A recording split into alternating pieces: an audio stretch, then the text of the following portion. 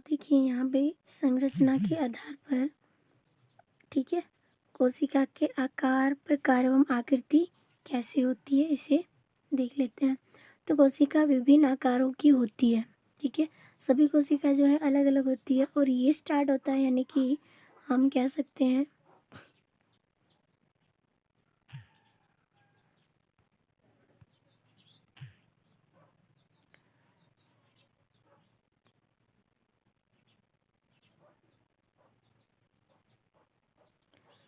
तो ये शुरू होता है हमारा जो है ये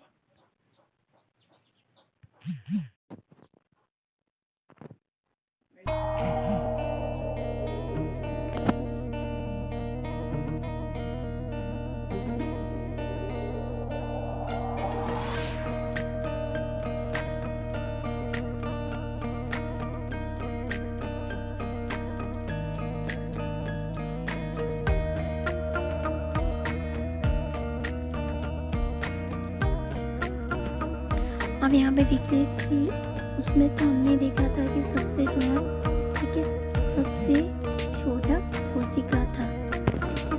अब इसमें हम देखेंगे कि सबसे बड़ा कोशिका क्या है, यानी कि दुनिया में सबसे बड़ा कोशिका क्या है, ठीक है।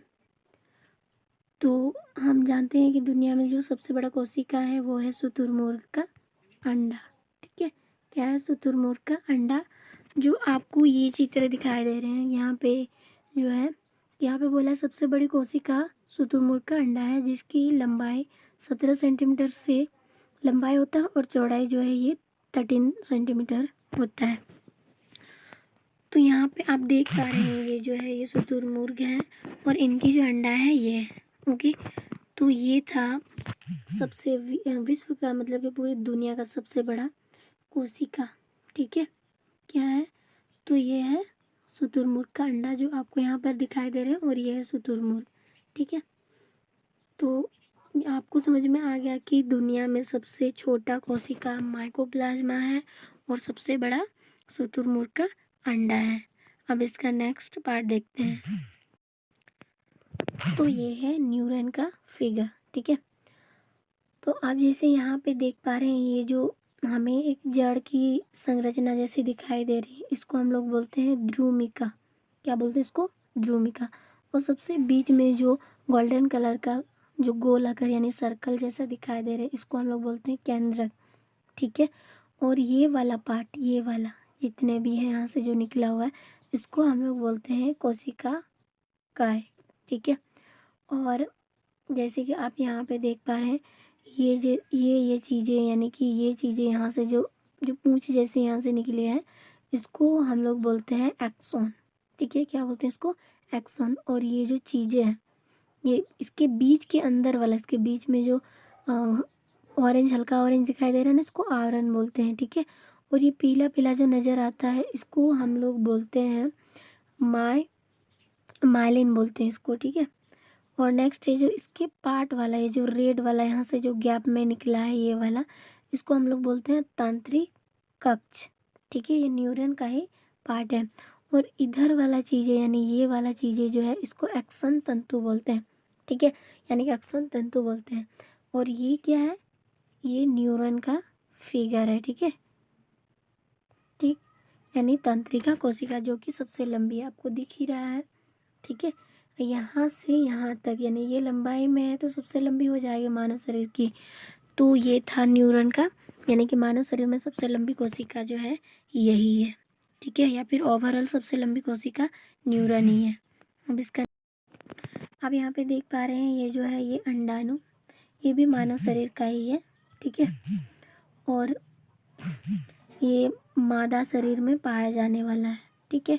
जैसे यहाँ पे सबसे बड़ी कोशिका मादा शरीर में पाया जाता है, ठीक है।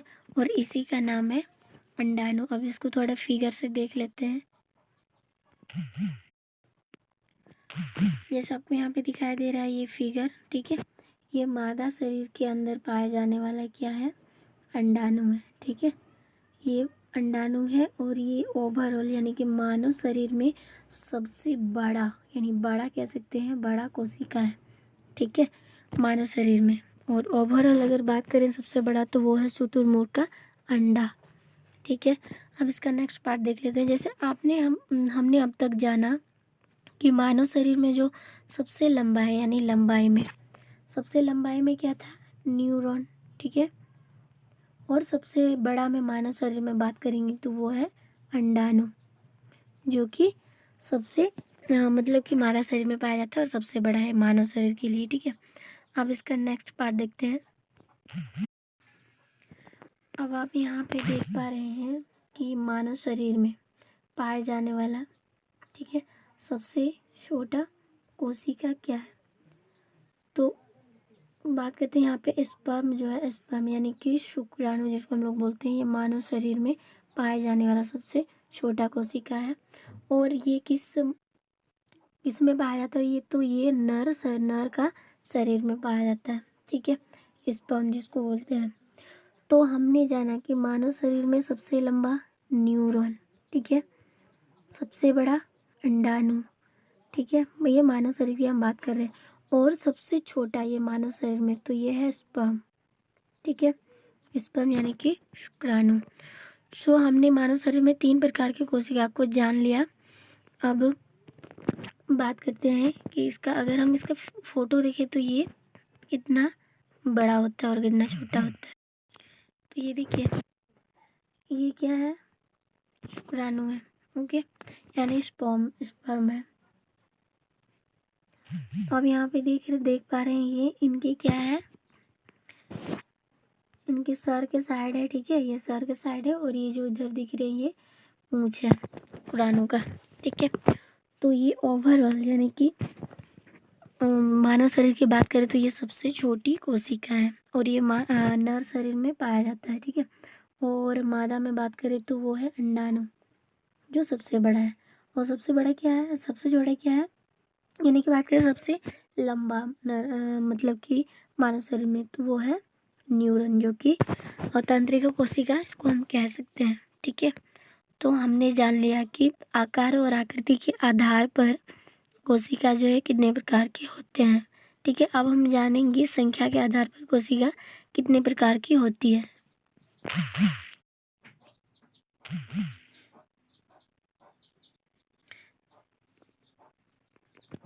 आप यहाँ पे देख पा रहे हैं कि संख्या के आधार पर जो है कोशिका कितने प्रकार के होते हैं।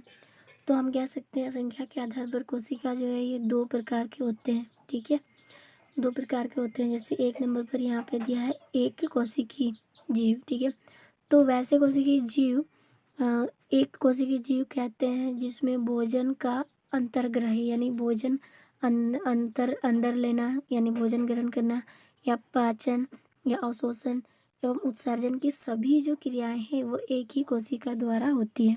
साथ अगर बात करें तो साथ ही कोशिका की वृद्धि एवं प्रजनन की क्रियाएं भी इसमें शामिल है। तो एक कोशिकीय जीव उसको हम लोग कहते हैं जैसे कि अमीबा।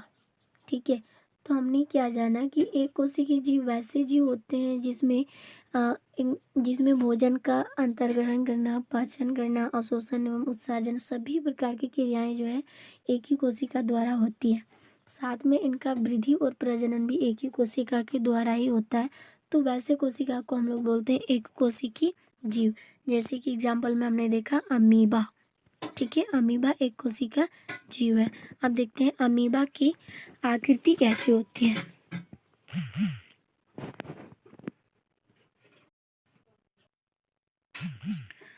तो ये है अमीबा की फिगर, जैसे यहाँ पे आपको दिख रहा है सामने में। ठीक है, तो ये अमीबा का चित्र है। आप यहाँ पे आप देख पा रहे हैं कि इस तरह की आकृति जो है, और ये जो है इसका नाम थोड़ा सा देख लेते हैं कि ये किस प्रकार और अपना क्रिया कर पाता है। ठीक है, आपको सबसे सेंटर पॉइंट पर दिख रहा है डॉट डॉट करके कुछ से गोलाकृति में, उसको हम लोग बोलते हैं केंद्रक। इसको हम लोग क्या बोलते हैं, केंद्रक। और केंद्रक के जस्ट बगल में और एक हल्का सा गोल दिखाई दे रहे हैं। ठीक है, इसको हम लोग बोलते हैं लाइसोसम। इसको हम लोग क्या बोलते हैं, लाइसोसम। ठीक है, एंड इस पार यानी कि केंद्रक के थोड़ा दूर यानी केंद्रक से थोड़ा दूर आपको यहाँ पर दिख रहा है, इसको बोलते हैं भोजन रिक्तिका। ठीक है, और ये जो साइड से ये धारिता है, धारी धारी से जो दिखाई दे रहे हैं काला काला, इसको बोलते हैं सूडोपियो, ठीक है, पीडिया बोलते हैं इसको, ठीक है, सूडोपीडिया बोलते हैं इसको। एंड आप यहाँ पे देख पा रहे हैं जैसे कि ये काला के भीतर में जैसे पीला पीला और डॉट डॉट नज़र आ रहा है, इसको हम लोग बोलते हैं इंडोप्लाज्मा। क्या बोलते हैं इसको? इंडोप्लाज्मा। एंड नेक्स्ट यहाँ पे आपको दिख रहा है काला काला साइड से डॉट डॉट करके, तो इसको बोलते हैं इक्टोप्लाज्मा। इसको क्या बोलते हैं? इक्टोप्लाज्मा। और नेक्स्ट है ये जो हमें दिख रहा है सबसे अंदर में, यहाँ से जो निकले हैं इसको बोलते हैं संकुचित रिक्तिका। तो यही अमीबा जो है एक कोशिका जीव है, और इनमें जितने भी काम है, भोजन का अंदर लेना, उसको बाहर करना, या फिर एक कोशिका से दो कोशिका में बढ़ जाना, ये एक ही कोशिका के द्वारा होता है, यानी एक अमीबा के द्वारा ही होता है। तो ऐसे जीव को ही एक कोशिका जीव कहा जाता है।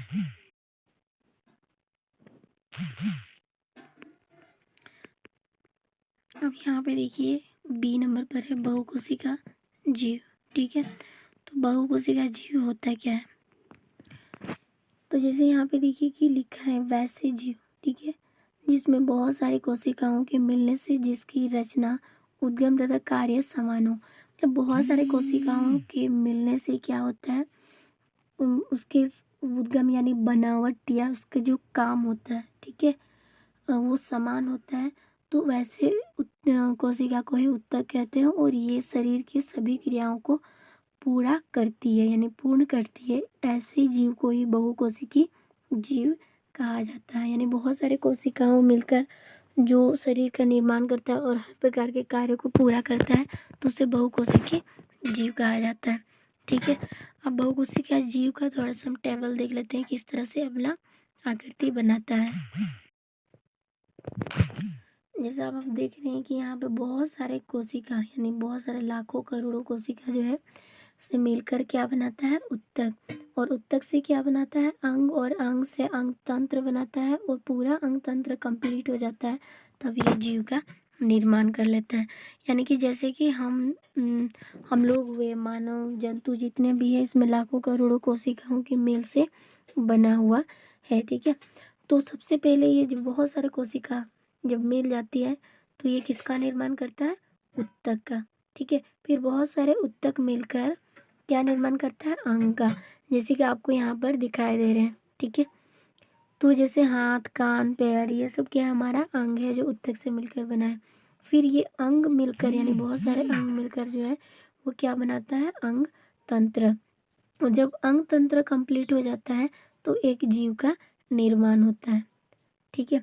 तो ये बहुकोशिका जीव का ये है टेबल है। तो आप इसे अच्छी तरह से समझ लीजिए और देख लीजिए, और इसे स्क्रीनशॉट करके नोट्स कर लीजिए कि कोई बहुत सारी कोशिका मिलकर उत्तक बनाता है, और उत्तक मिलकर क्या बनाता है? अंग बनाता है, और अंग से मिलकर अंग तंत्र बनाता है, तब जाके जीव का निर्माण होता है। तो यहाँ पे आप देख पा रहे हैं ये कोशिका है, कोशिका से मिलकर क्या बना? उत्तक। उत्तक से एक अंग बना, और बहुत सारे अंग मिलकर एक जीव का निर्माण करता है। तो ये था कोशिका, यानी संख्या के आधार पर जो है दो प्रकार के, एक हमने पढ़ा एक कोशिका